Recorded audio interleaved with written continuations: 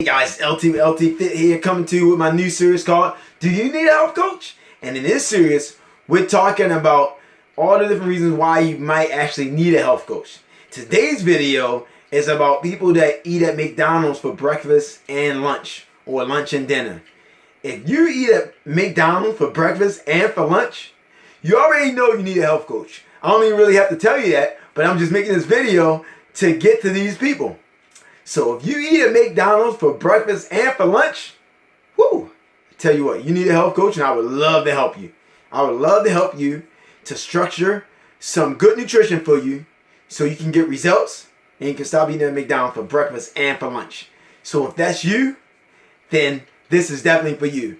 I offer group health coaching and I offer one-on-one health coaching.